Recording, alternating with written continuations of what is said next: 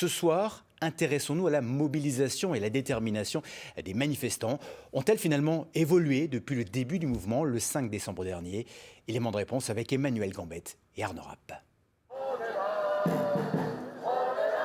Ils sont là, syndicalistes, enseignants, cheminots, étudiants, tous pour dire non, encore et toujours, au projet de réforme des retraites adopté vendredi en Conseil des ministres.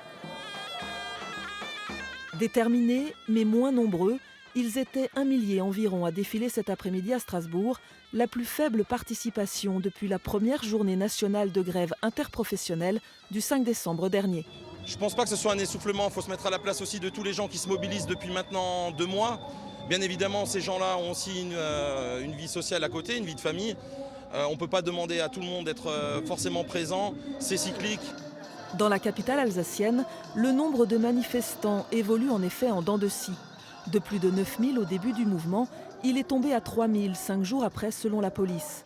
Un regain de participants est enregistré le 17 décembre. Depuis janvier, les chiffres varient entre 1500 et 2000 personnes. Difficile de mobiliser sur le long terme quand rien ne semble bouger.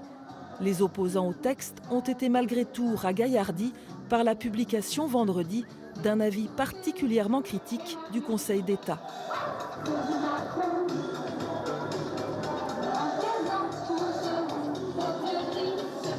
La contestation va peut-être prendre des formes différentes. Parce que visiblement, quand on se contente de manifester et d'être en grève, le gouvernement ne nous écoute pas. Donc on est presque obligé de faire des choses un petit peu autres. Voilà. Donc il faut réfléchir, être créatif. Être créatif pour continuer à faire entendre leur voix, alors que le texte va maintenant être examiné par l'Assemblée nationale. À Strasbourg, rendez-vous est déjà donné demain, place Kléber, dès 17h, pour une manifestation au flambeau.